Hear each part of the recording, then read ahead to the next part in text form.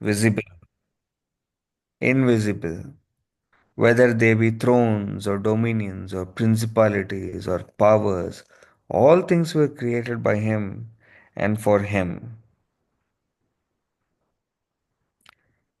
ಏನು ಹೇಳ್ತದೆ ಅಂತೀರ ಕನ್ನಡದಲ್ಲಿ? If you can help me out. 16ನೇ ವಚನ specifically. For by him were all things created that are in heaven, that are in earth, visible and invisible, whether they be thrones or dominions, or principalities or powers. All things were created by him and for him. ಭೂಪರಲೋಕದಲ್ಲಿರುವ ದೃಶ್ಯವಾದವುಗಳೆಲ್ಲವೂ ಸಿಂಹಾಸನಗಳಾಗಲಿ, ಪ್ರಭುತ್ವಗಳಾಗಲಿ, ದೊರೆತನಗಳಾಗಲಿ, ಅಧಿಕಾರಗಳಾಗಲಿ ಆತನಲ್ಲಿ ಸೃಷ್ಟಿಸಲ್ಪಟ್ಟವು. ಸರ್ವವು ಆತನ ಮುಖಾಂತರವಾಗಿಯೂ ಆತನಿಗೋಸ್ಕರವೂ ಸೃಷ್ಟಿಸಲ್ಪಟ್ಟಿತು.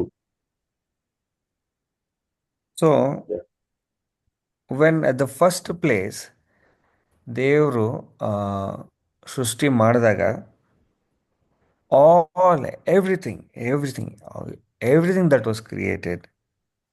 was created by him ಅಂತ ಹೇಳುತ್ತೆ ಇಲ್ಲಿ.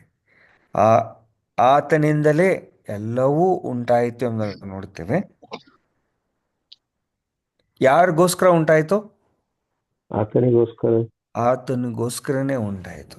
V were all created for him. For him, ಆತನಿಗೋಸ್ಕರ we all exist at the very first place. ನಾವೇನು ಮಾಡಿದ್ವಿ? ಇಲ್ಲ, ನಮಗೂ ಸೆಲ್ಫ್ ಇದು ಬೇಕು, ನಾವು ದೇವ್ರಂಗೆ ಆಗಬೇಕು ಅಂತ ನಮ್ಮ ಪೂರ್ವಜರು ಹಣ್ಣು ತಿಂದ್ಬಿಟ್ಟು ದೇ ಸಿನ್ ಎಕ್ಸಿಸ್ಟ್ ಮಾಡಿದ್ರು.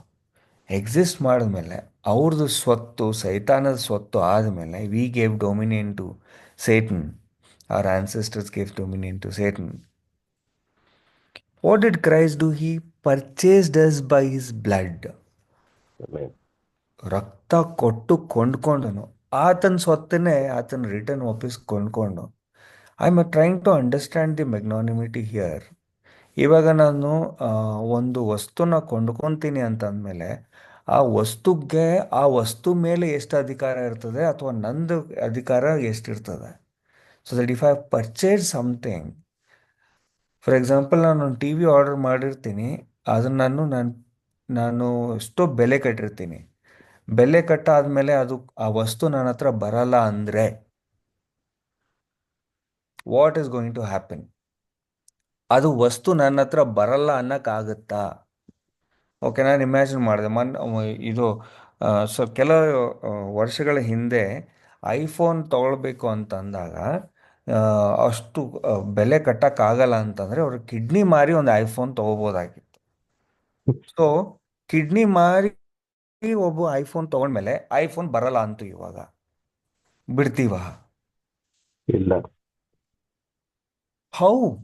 So when you has purchased, ಅವ್ರದ್ದು ಸ್ವತ್ತು ಅಂದಮೇಲೆ ನಂದು ಸ್ವತ್ತು ಆದಮೇಲೆ ಅದು ನಾನು ಕಿಡ್ನಿ ಕೊಟ್ಟಿದ್ದೀನಿ.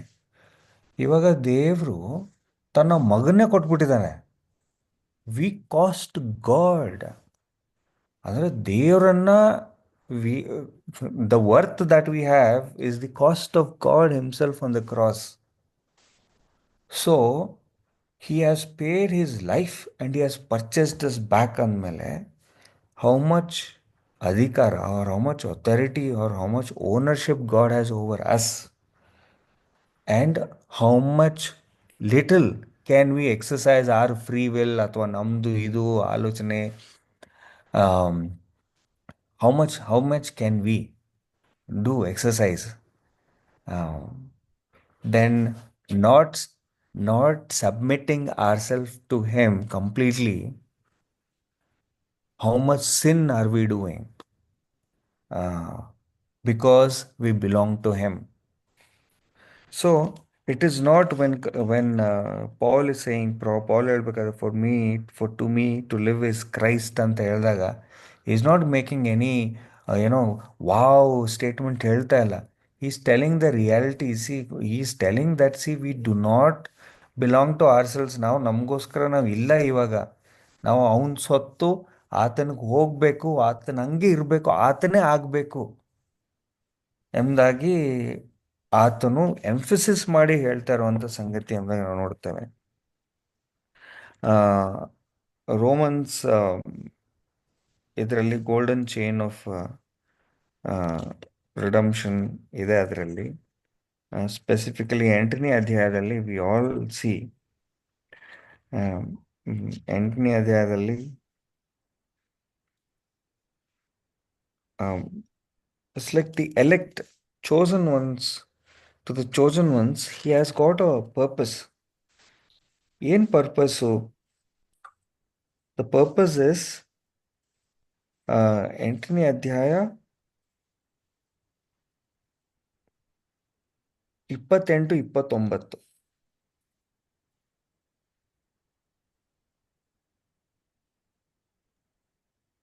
ಇದಲ್ಲದೆ ಇದಲ್ಲದೆ ದೇವರ ಸಂಕಲ್ಪದ ದೇ- ಮೇರೆಗೆ ಕರೆಯಲ್ಪಟ್ಟು ಆತನನ್ನು ಪ್ರೀತಿಸುವವರ ಹಿತಕ್ಕಾಗಿ ಎಲ್ಲಾ ಕಾರ್ಯಗಳು ಅನುಕೂಲವಾಗುತ್ತವೆ ಎಂದು ನಮಗೆ ಗೊತ್ತದೆ. ಯಾಕೆಂದರೆ ದೇವರು ತನ್ನ ಮಗನಿಗೆ ಅನೇಕ ಮಂದಿ ಸಹೋದರರಿದ್ದು ಅವರಲ್ಲಿ ಆತನೇ ಹಿರಿಯವನಾಗಿರಬೇಕೆಂದು ಉದ್ದೇಶಿಸಿ ತಾನು ಯಾರನ್ನು ತನ್ನವರೆಂದು ಮೊದಲು ತಿಳುಕೊಂಡನೋ ಅವರನ್ನು ತನ್ನ ಮಗನ ಸಾರೂಪ್ಯವುಳ್ಳವರಾಗುವುದಕ್ಕೆ ಮೊದಲೇ ನೇಮಿಸಿದನು. ಮೊದಲೇ ನೇಮಿಸು. How beautiful it is. ಮಗನ ಸಾರೂಪ್ಯಕ್ಕೆ ಮೊದಲೇ predestined us to be like him. Why? Because he is the owner of us and we belong to him. What an amazing um, verses and revelation Paul has received. It's amazing how God has revealed things to him ಅಂತ.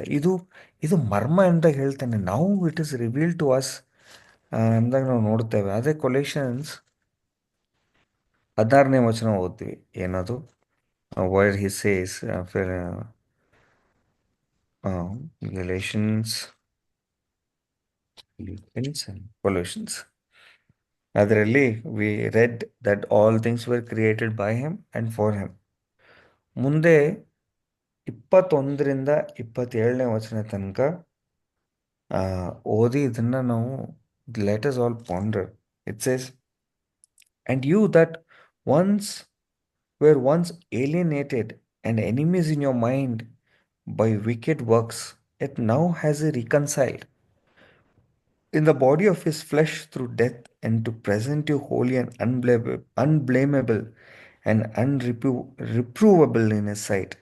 If you continue in the faith, grounded and settled, and be not moved away from the hope of the gospel which you have heard, and which was preached to every creature which is who is under heaven, of which I, Paul, am made a minister, who now rejoice in my sufferings for you, and fill up that which is behind of the afflictions of Christ in my flesh for his body's sake, which is the church, of which I am made a minister according to the commission of God, which is given to me for you, to fulfill the word of God, even the mystery which has been hid from ages and from generations, but now is made manifest to his saints, to whom God would make known which is what is the riches of his glory of this mystery among the Gentiles, which is Christ in you, the hope of glory.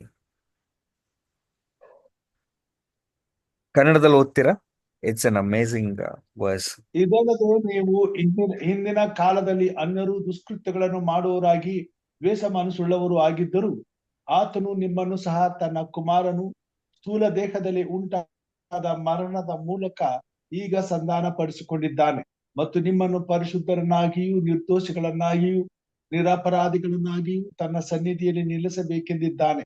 ನೀವು ಕೇಳಿದಂತ ಆಕಾಶದ ಕೆಳಗಿರುವ ಸರ್ವ ಸೃಷ್ಟಿಗೆ ಸಾರಲ್ಪಟ್ಟಂತ ಸುವಾರ್ತೆಯಿಂದ ಉಂಟಾದ ನಿರೀಕ್ಷೆಯನ್ನು ಬಿಟ್ಟು ತೊಲಗಿ ಹೋಗದೆ ಅಸ್ಥಿವಾರದ ಮೇಲೆ ನಿಂತು ಸ್ಥಿರವಾಗಿದ್ದು ನಂಬಿಕೆಯಲ್ಲಿ ನೆಲೆಗೊಂಡಿರುವುದಾದರೆ ಆ ಪದವಿ ನಿಮಗೆ ಪ್ರಾಪ್ತವಾಗುವುದು. ಪೌಲನೆಂಬ ನಾನು ಈ ಸುವಾರ್ತೆಗೆ ಸೇವಕನಾದೆನು. ನಾನು ಈಗ ನಿಮಗೋಸ್ಕರ ಅನುಭವಿಸುತ್ತಿರುವ ಬಾಧೆಗಳಲ್ಲಿ ಸಂತೋಷಪಟ್ಟು ಕ್ರಿಸ್ತನ ಸಂಕಟಗಳೊಳಗೆ ಇನ್ನೂ ಉಳಿದಿದ್ದನ್ನು ಸಭೆಯೆಂಬ ಆತನ ದೇಹಕ್ಕೋಸ್ಕರ ನನ್ನ ಶರೀರದಲ್ಲಿ ಅನುಭವಿಸಿ ತೀರಿಸುತ್ತೇನೆ. ನಾನು ಸಭೆಗೆ ಸೇವಕನಾದೆನು. ದೇವರು ತನ್ನ ವಾಕ್ಯವನ್ನು ಸಂಪೂರ್ಣವಾಗಿ ತಿಳಿಸುವ ಕೆಲಸವನ್ನು ನಿಮ್ಮ ಪ್ರಯೋಜನಕ್ಕೋಸ್ಕರ ನನಗೆ ದಯಪಾಲಿಸಿದನು. ಆ ವಾಕ್ಯವು ಹಿಂದಿನ ಯುಗಗಳಿಂದಲೂ ತಲಾಂತರಗಳಿಂದಲೂ ಮರೆಯಾಗಿದೆ. ಈಗಿನ ಕಾಲದಲ್ಲಿ ದೇವ ಜನರಿಗೆ ತಿಳಿಸಲ್ಪಟ್ಟಿದೆ. ಅನ್ಯ ಜನಗಳ ವಿಷಯವಾದ ಈ ಮರ್ಮದ ಮಹಿಮಾತಿಶಯವು ಎಷ್ಟೆಂಬುದನ್ನು ದೇವರು ತನ್ನ ಜನರಿಗೆ ತಿಳಿಸಲಿಕ್ಕೆ ಮನಸ್ಸು ಮಾಡಿಕೊಂಡನು. ಈ ಮರ್ಮವು ಏನೆಂದರೆ, ಕ್ರಿಸ್ತನು ನಿಮ್ಮಲ್ಲಿದ್ದು ಪ್ರಭಾವದ ನಿರೀಕ್ಷೆಗೆ ಆಧಾರಭೂತನಾಗಿರುವುದೇ. Amazing. From the ages, ಒಂದು mystery ಇದೆ that is renowned to us now. ಮುಂಚೆ ಕಾಲದಲ್ಲಿ ಮಂಜೂಷದ ಪೆಟ್ಟಿಗೆ ದೇವರು ಅಸೈನ್ ಮಾಡಲಾರ್ದೆ ಯಾರಾದರೂ ಅದನ್ನು ಮುಟ್ಬಿಟ್ರೆ ಏನಾಗ್ತಿತ್ತು? ಸತ್ತೋಗ್ತಿದೆ. ಸಾಯ್ತಾ ಇದ್ರು. ಸತ್ತೋಗ್ತಾ ಇದ್ರು. ಶಿಕಾಯನ ಮುಟ್ಟಿದ್ರೆ ಬಂದರೆ ಸತ್ತೋಗ್ತಾ ಇದ್ರು. ಅವ್ರೇನು ತಪ್ಪು ಮಾಡಬೇಕಾಗಿಲ್ಲ, because they were unholy and uncalled for. They were all dead because God is so holy. He's a he consumes sin by his fire and his glory. So, ಪಾಪ ದೇವರ ಸನ್ನಿಧಾನದಲ್ಲಿ ನಿಲ್ಲಕ್ಕಾಗಲ್ಲ, ಅದು ಭಸ್ಮ ಆಗೋಗುತ್ತೆ. That kind of a God, now he lived in his Shekinah at those times. ಇವಾಗ ಮರ್ಮ ಒಂದು change ಆಗಿದೆ ಈ ಯುಗಗಳಲ್ಲಿ. ಅದು ಮರ್ಮ ಏನು ದೇವ್ರೇನು ತೋರಿಸ್ಕೊಡ್ತಾನಂದರೆ, ಏನು ಮರ್ಮ ಅಂತ ಹೇಳ್ತದೆ? ನೀವು ಪಾಯಿಂಟ್ ಔಟ್ ಮಾಡ್ತೀರಾ ಇದರಲ್ಲಿ? ಮರ್ಮ ಏನಂತೀರ ಇದು? ಯಾರಾದರೂ ಐಡೆಂಟಿಫೈ ಮಾಡೋಕ್ಕಾಯ್ತಾ? ಒಂದು ಮರ್ಮ ಇಲ್ಲಿ ಪೌಲು ರೆಫರ್ ಮಾಡ್ತಾರೆ.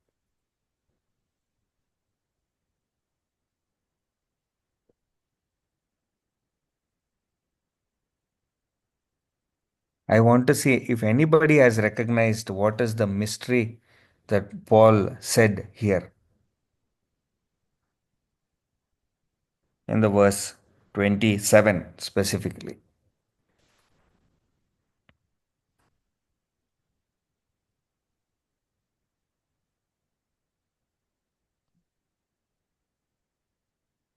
The mystery that is revealed, that Christ in you, the hope of glory. Can you imagine? Christ is already in you. That holy God, the consuming fire, is now living in the sinful flesh of human body. And we are Praise not God. yet dead. And we are living. Amen.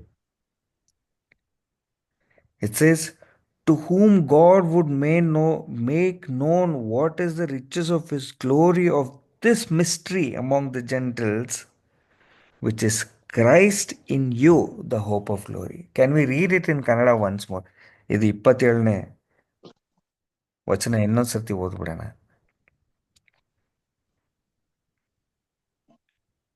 ಯ- ಆ, 8:27 ಅಲ್ಲ? ಇಲ್ಲ, Colossians 1:27. ಈ ಮರ್ಮದ ಮಹಿಮಾತಿಶಯವು ಎಷ್ಟೆಂಬುದನ್ನು ದೇವರು ತನ್ನ ಜನರಿಗೆ ತಿಳಿಸಲಿಕ್ಕೆ ಮನಸ್ಸು ಮಾಡಿಕೊಂಡನು. ಆ ಮರ್ಮವು ಏನೆಂದರೆ, ಕ್ರಿಸ್ತನು ನಿಮ್ಮಲ್ಲಿದ್ದು ಪ್ರಭಾವದ ನಿರೀಕ್ಷೆಗೆ ಆಧಾರಭೂತನಾಗಿರುವುದೇ. This is what he has revealed to his church now, and this is the gospel. Christ living in you, Christ living in me is the gospel. Amen. ಇದೇ ಸುವಾರ್ತೆ. ಇದು ಮಿಸ್ಟ್ರಿ ತಲತಲಾಂತರ ಹಿಂದೆಯಿಂದ ಮರ್ಮವಾಗಿತ್ತು. ಇದು ಯಾರಿಗೂ ರಿವೀಲ್ ಆಗಿರಲಿಲ್ಲ. Today god has revealed it to us, to his saints, that Christ is living in you. When he is living in you and you are coming to faith that I no longer live, but Christ lives in me because I'm crucified with Christ. And Paul says, ಬದುಕುವುದಂದರೆ ಕ್ರಿಸ್ತನೇ, ಕ್ರಿಸ್ತನಿಗೋಸ್ಕರ ಅಲ್ಲ, ಕ್ರಿಸ್ತನೇ. That means ನೀವು ಬದುಕ್ತಾನೆ ಇಲ್ಲ ಅಲ್ಲಿ, ಕ್ರಿಸ್ತನೇ ಬದುಕ್ತಾ ಇರೋದು ಅಲ್ಲಿ. It also means we are also acknowledging, ಮುಂಚೆ ಅನಾದಿಯಲ್ಲಿ ಸಮಸ್ತವೂ ಉಂಟಾದಾಗ ಆತನಿಗೋಸ್ಕರ ಉಂಟಾಯಿತು, ಪಾಪ ಮಾಡಿದ್ವಿ, ಇನ್ನೊಬ್ಬರು ಸೊತ್ತಾದ್ವಿ, ಜೀವ ಕೊಟ್ಟು ನಮ್ಗೆ ಸ್ವಂತವನ್ನಾಗಿ ಮಾಡಿಕೊಂಡ. ಆವಾಗ ನಮ್ಮಷ್ಟಕ್ಕೆ ನಾವು ಯಾರಿಗೂ ಬಿಲಾಂಗ್ ಆಗಲ್ಲ, not even to us, but we belong to Christ. Then you say we live and we exist for him and not for anybody. We live for him and we live is to Christ. Thank you so much.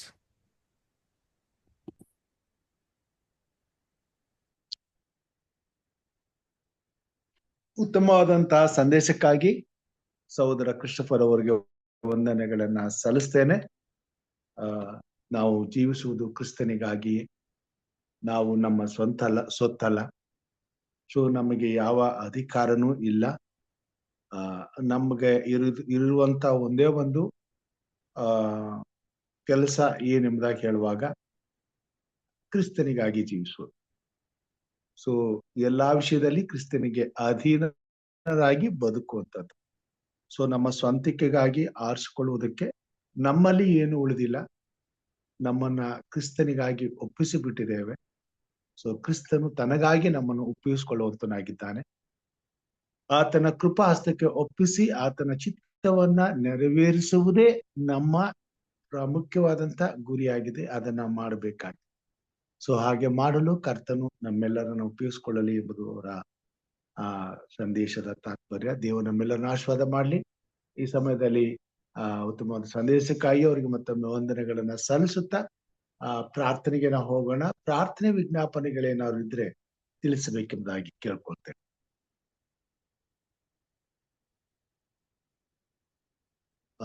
ಈ ಸಮಯದಲ್ಲಿ ಪ್ರಾರ್ಥನೆ ಮಾಡಬೇಕಾದವರು ಚಿನ್ನಪ್ಪ ಸಾತ್ವಿಕ್ ಅವರು ಪ್ರಾರ್ಥನೆ ಮಾಡ್ತಾರೆ. Nancy David ಅವ್ರಿಗೋಸ್ಕರ ಪ್ರಾರ್ಥನೆ ಮಾಡೋಣ. ಮತ್ತು ದಿಹಾ ರಾಯಚೂರಲ್ಲಿ ಮಗಳು ಆರೋಗ್ಯಕ್ಕೋಸ್ಕರ ಪ್ರಾರ್ಥನೆ ಮಾಡಿ ಎಂಬುದಾಗಿ ಕೇಳ್ಕೊಂಡಿದ್ದಾರೆ. ಅವ್ರಿಗೋಸ್ಕರ ಪ್ರಾರ್ಥನೆ ಮಾಡೋಣ ದಿಹಾ ಎಂಬುದಾಗಿ.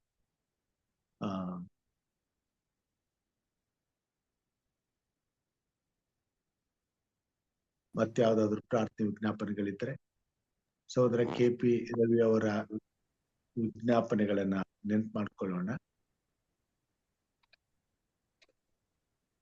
ಸರ್ ನಮ್ಮ ಮನೆಯವ್ರಿಗೋಸ್ಕರ ಪ್ರಾರ್ಥನೆ ಮಾಡಿ ಸರ್. ಅವ್ರ ಮೈಗೆ ಹುಷಾರಿಲ್ಲ.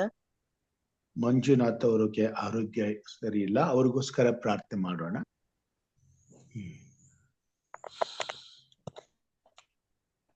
ಓಕೆ, ಚಿನ್ನಪ್ಪ ಪ್ರಾರ್ಥನೆ ಮಾಡಿ.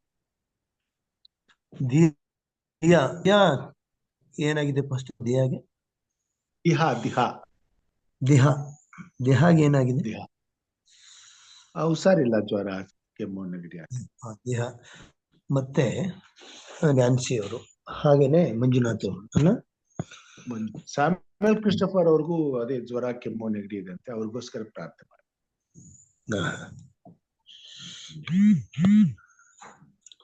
ಪ್ರಾರ್ಥನೆ ಮಾಡೋಣ.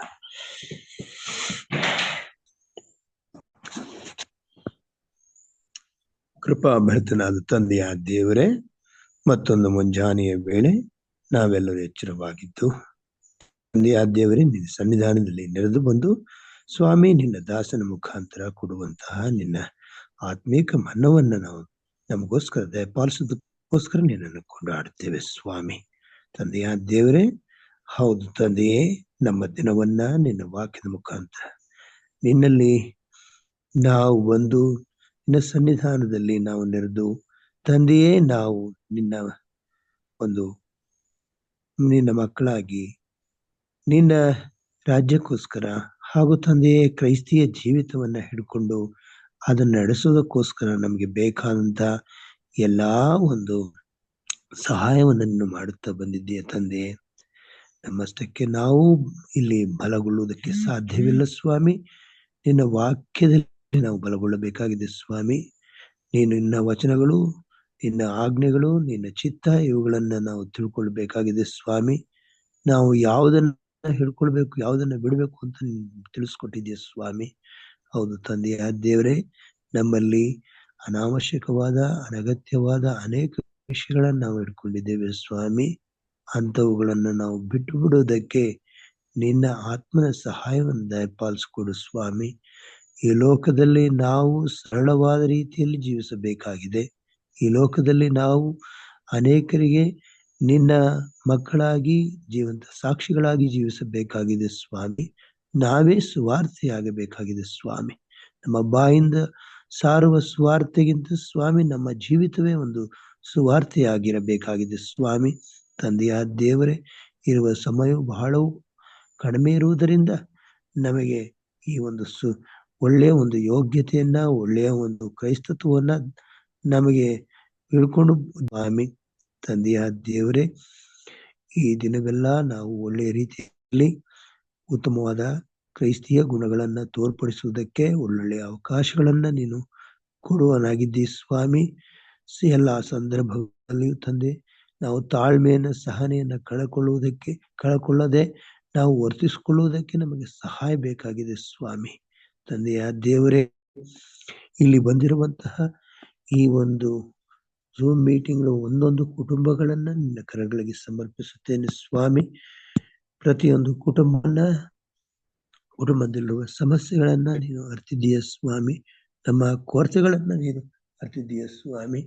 ಆ ಕೊರತೆಗಳನ್ನ ನೀಗಿಸು ಸ್ವಾಮಿ. ನಾವು ಯಾವ ವಿಷಯದಲ್ಲಿ ಸರಿಪಡಿಸಿಕೊಳ್ಳಬೇಕಾಗಿದೆಯೋ ಅದನ್ನು ಸರಿಪಡಿಸಿಕೊಳ್ಳುವುದಕ್ಕೆ ಸಹಾಯ ಮಾಡುತ್ತದೆ ಆ ದೇವರೇ. ನಮ್ಮ ಸಮಯವನ್ನ ನಾವು ಹೆಚ್ಚಾಗಿ ನಿನ್ನ ವಾಕ್ಯಗಳಲ್ಲಿ ಕಳೆಯುವಂತೆ ಸಹಾಯ ಮಾಡು ಸ್ವಾಮಿ. ನಮ್ಮ ಮಕ್ಕಳಿಗೆ ನಾವು ಉದಾಹರಣೆಯಾಗಬೇಕಾಗಿದೆ. ನಮ್ಮ ನೆರೆಹೊರೆಯವರಿಗೆ ನಾವು ಉದಾಹರಣೆಯಾಗಬೇಕಾಗಿದೆ. ಓ ತಂದೆಯ ದೇವರೇ, ಯಾವ ರೀತಿಯಲ್ಲಿ ನೀನು ನಿನ್ನ ತಂದೆಗೆ ವಿಧೇಯನಾದೆಯೋ ಹಾಗೆ ನಾವು ಸ್ವಾಮಿ ನಿನಗೆ ವಿಧೇಯರಾಗುವುದಕ್ಕೆ ಸಹಾಯ ಮಾಡು ಪ್ರಭುವೇ. ಈ ದಿನದಲ್ಲಿ ನಮ್ಮ ಮಧ್ಯದಲ್ಲಿ ಅನೇಕರಿಗೆ ಆರೋಗ್ಯ ಸಮಸ್ಯೆ ಇದೆ ಸ್ವಾಮಿ. ಆರೋಗ್ಯ ಸಮಸ್ಯೆಗಳನ್ನ ನೀಗಿಸುವಂತಹ, ಅದಕ್ಕೆ ಬೇಕಾದಂತ ಪರಿಹಾರವನ್ನ ಕೊಡುವಂತಹ ದೇವರು ನೀನೊಬ್ಬನೇ ಆಗಿದ್ದೀಯ ಸ್ವಾಮಿ. ನಾವು ಇನ್ನಾರ ಬಳಿಯಲ್ಲೂ ಹೋಗಲಾರೆವು ಸ್ವಾಮಿ. ಯಾರ ಹತ್ರವೂ ಹೋಗಿ ನಾವು ಇದಕ್ಕೆ ಪರಿಹಾರವನ್ನ ಕೇಳಲಾರೆವು ಸ್ವಾಮಿ. ನಿನ್ನ ಒಂದು ಸಹಾಯದಿಂದ ಇದರ ಪರಿಹಾರವನ್ನ ನಾವು ಪಡ್ಕೊಳ್ಳುವುದಕ್ಕೆ ಬಂದಿದ್ದೇವೆ ಸ್ವಾಮಿ. ಇವೆಲ್ಲರನ್ನು ಸ್ವಾಮಿ ನಿನ್ನ ಮುಂದೆ ಸಮರ್ಪಿಸುವರಾಗಿದ್ದೇವೆ ಸ್ವಾಮಿ. ವಿಶೇಷವಾಗಿ ತಂದೆ, ನಮ್ಮ ಮಧ್ಯದಲ್ಲಿ ನ್ಯಾನ್ಸಿ ಡೇವಿಡ್ ಇದ್ದಾರೆ ಸ್ವಾಮಿ. ಆ ನ್ಯಾನ್ಸಿ ಸಹೋದರಿಗೆ ಬೇಕಾದಂತಹ ಒಂದು ಆರೋಗ್ಯಕ್ಕೆ ಬೇಕಾದಂತ ಒಳ್ಳೆಯ ಟ್ರೀಟ್ಮೆಂಟ್, ಅಂದ್ರೆ ಚಿಕಿತ್ಸೆಯನ್ನು ದಯಪಾಲಿಸಿಕೊಡು ಸ್ವಾಮಿ. ವೈದ್ಯರ ಮುಖಾಂತರ ಆ ಮಗಳಿಗೆ ಬೇಕಾದಂತಹ ಎಲ್ಲ ಸಹಾಯವನ್ನು ದೊರಕಿಸಿಕೊಡು ಸ್ವಾಮಿ. ಅವರಿಗೆ ಯಾವ ಸಮಸ್ಯೆ ಇದೆಯೋ ಅದು ಕಂಡು ಹಿಡಿಯಲ್ಪಟ್ಟು ಆ ಸಮಸ್ಯೆಗೆ ಸರಿಯಾದ ರೀತಿಯಲ್ಲಿ ಔಷಧೋಪಚಾರಗಳು ಸಿಗುವಂತೆ ಸಹಾಯ ಮಾಡು ತಂದೆ. ಅವರಿಗೆ ಹಣಕಾಸಿನ ಸಮಸ್ಯೆ ಇರಬಹುದು, ಬೇರೆ ಸಮಸ್ಯೆಗಳಿರ್ಬೋದು, ಅದೆಲ್ಲ ಭರಿಸುವ ಶಕ್ತಿ ನಿಮಗಿದೆ ಸ್ವಾಮಿ ತಂದೆ. ಆದ್ದರಿಂದ ಆ ಮಗಳಿಗೆ ಬೇಕಾದಂತ ಸಹಾಯವನ್ನ ಕೊಟ್ಟು ಅವರಿಗೆ ಮತ್ತೆ ಆರೋಗ್ಯವಂತರಾಗಿ ನಿನ್ನ ಸನ್ನಿಧಾನದಲ್ಲಿ ಕಾಣಿಸ್ಕೊಳ್ಳುವ ಹಾಗೆ ಸಹಾಯ ಮಾಡು ಸ್ವಾಮಿ. ಹಾಗೆ ನಮ್ಮ ಮಧ್ಯದಲ್ಲಿ ಇದ್ದಾರೆ ಸ್ವಾಮಿ. ಅವರಿಗೂ ಸಹ ಜ್ವರ ಇದೆ ಅಂತ ಹೇಳಿ ಗೊತ್ತಾಗಿದೆ ಸ್ವಾಮಿ. ಅವರಿಗೂ ಸಹ ನಿನಗೆ ಬೇಕಾದಂತ ಒಂದು ಚಿಕಿತ್ಸೆಯನ್ನ, ಒಳ್ಳೆಯ ಔಷಧೋಪಚಾರವನ್ನ ದಯಪಾಲಿಸಿಕೊಡು ಸ್ವಾಮಿ. ನೀನೇ ನಿಜವಾದ ವೈದ್ಯನಾಗಿದ್ದೀಯ ಸ್ವಾಮಿ. ವೈದ್ಯರ ಮುಖಾಂತರ ಅವರಿಗೆ ಒಳ್ಳೆಯ ಒಂದು ಸ್ವಾಮಿ ಸಲಹೆ ಸೂತ್ರಗಳು ಸಿಗಲಿ ತಂದೆಯ ದೇವರೇ.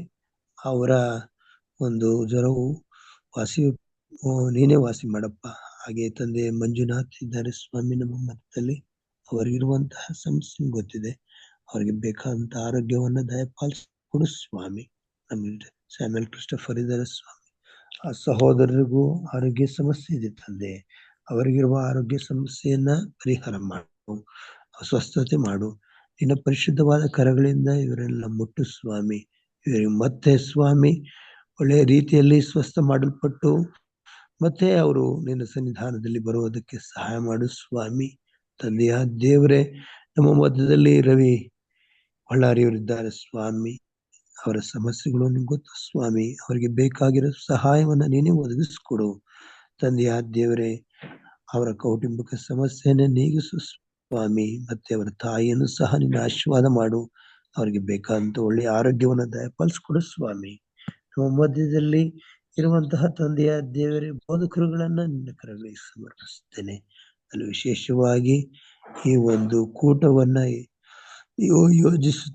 ಯೋಜಿಸಿ ಕ್ರಮವಾಗಿ ನಡೆಸಿಕೊಂಡು ಬರುತ್ತಿರುವಂತಹ ಬೋಧಕರಾದ ರಾಜರವರನ್ನ ನಿನ್ನ ಕರಗಳಿಗೆ ಸಮರ್ಪಿಸ್ತೇನೆ ಸ್ವಾಮಿ.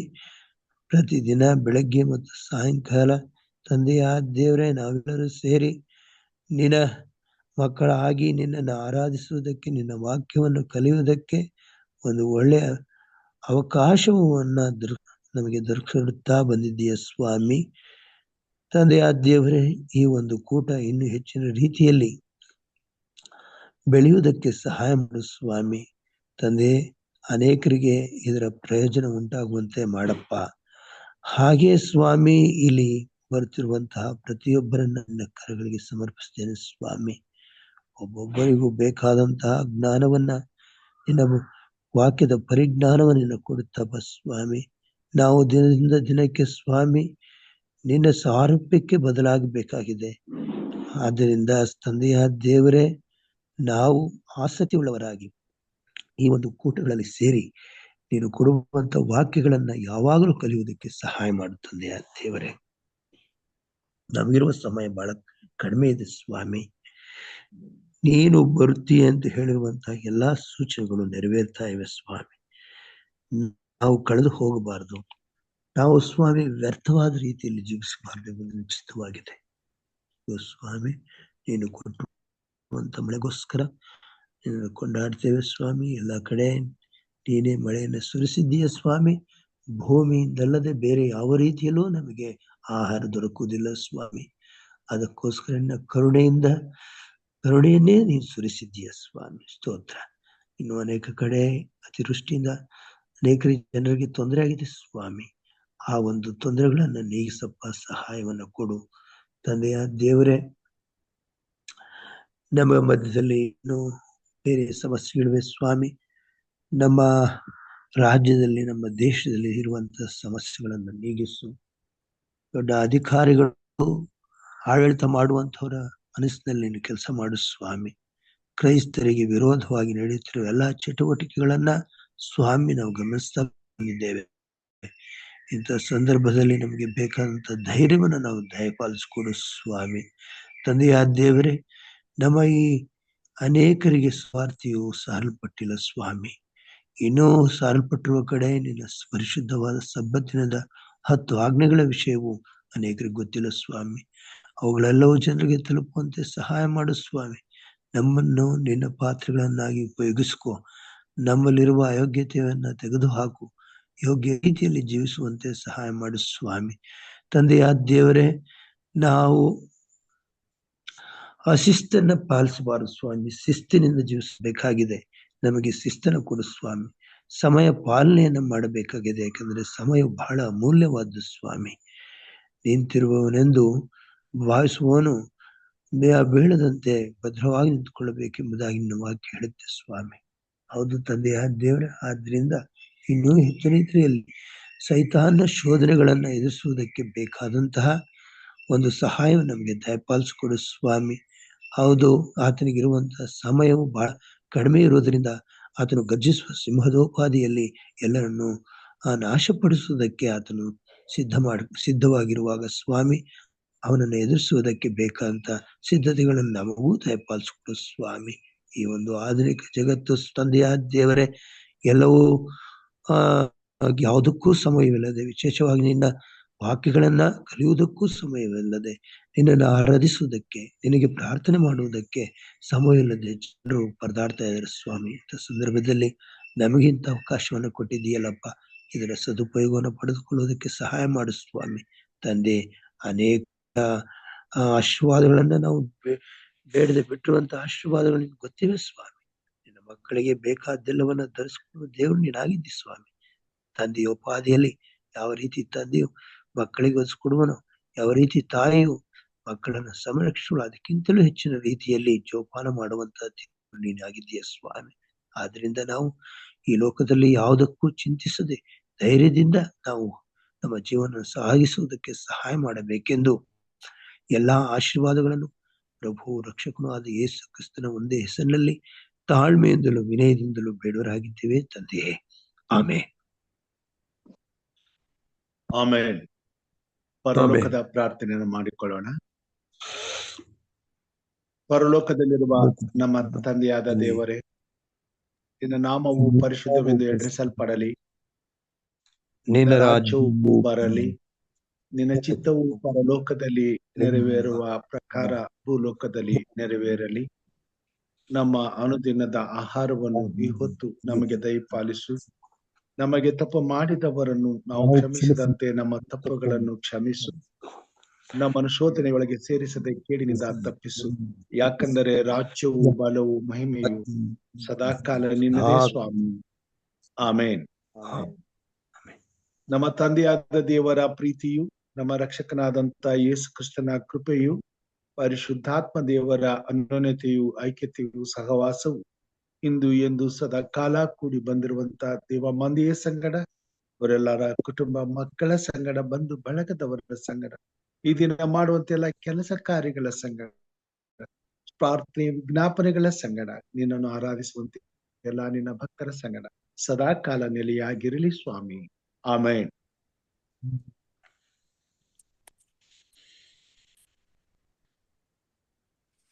ದೇವರ ಪರಿಶುದ್ಧವಾದ ನಾಮಕ್ಕೆ ಸ್ತೋತ್ರವನ್ನ ಸಲ್ಲಿಸುತ್ತಾ ಈ ದಿನದ ಕಾರ್ಯಕ್ರಮದಲ್ಲಿ ಕೂಡಿ ಬಂದಂತ ತಮ್ಮೆಲ್ಲರಿಗೂ ವಂದನೆಗಳನ್ನ ಸಲ್ಲಿಸ್ತೇನೆ. ವಿಶೇಷವಾಗಿ ಆರಂಭದ ಪ್ರಾರ್ಥನೆ ಮಾಡಿದಂತ ಸಹೋದರಿ ಶೈಲಾ ಬೆಂಜಮಿನ್ ರವರಿಗೂ ಮತ್ತು ವಿಶೇಷವಾದಂತ ಸಂದೇಶವನ್ನ ತಂದಂತ ಸಹೋದರ ಕ್ರಿಸ್ಟೋಫರ್ ಅವರಿಗೂ, ಮುಕ್ತಾಯದ ಪ್ರಾರ್ಥನೆ ಮಾಡಿದಂತ ಹಿರಿಯರಂತ ಚಿನ್ನಪ್ಪ ಸಾತ್ವಿಕ್ ಅವರಿಗೂ ಧನ್ಯವಾದಗಳನ್ನ ಸಲ್ಲಿಸ್ತೇನೆ. ಕರ್ತನು ನಮ್ಮೆಲ್ಲರನ್ನು ಆಶೀರ್ವಾದ ಮಾಡಲಿ.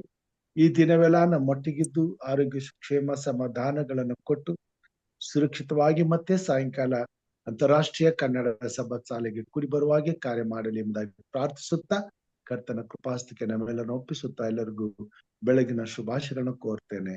ದೇವರು ನಮ್ಮೆಲ್ಲರ ಸಂಗಡ ಇರಲಿ. ಆಮೇನ್. ಆಮೇನ್. ಆಮೇನ್.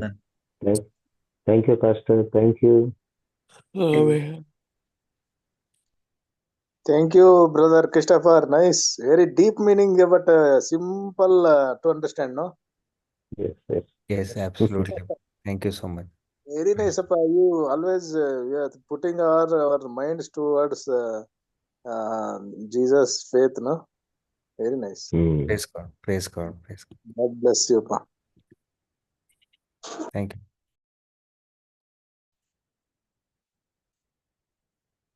ಏನಪ್ಪ ಸಾತ್ವಿಕ್ ಅವರೇ?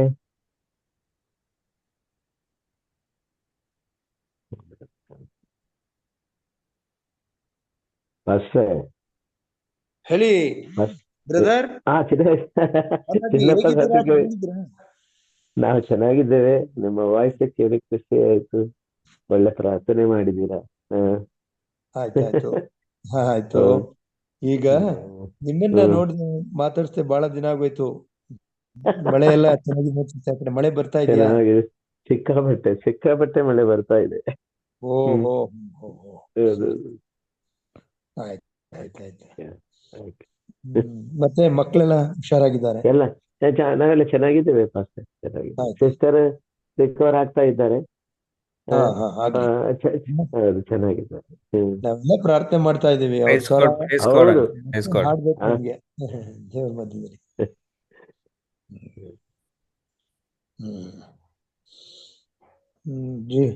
ಸವಿತಾ ಇದ್ದಾರೆ. ಆನಿ ಅವರಿಗೆ ನಿನ್ನೆ ಫೋನ್ ಮಾಡಿದ್ದೆ, ಅವರು ಇಂಡಿಯಾಕ್ಕೆ ಬಂದಿದ್ದಾರಂತೆ. ಆದಷ್ಟು ಬೇಗ ನಾವು ಗ್ರೂಪ್ ಅಲ್ಲಿ ಬರ್ತೇವೆ ಅಂತ ಹೇಳಿದ್ದಾರೆ. ಓಹೋ, ಬಹಳ ಸಂತೋಷ. ಆನಿಯವರು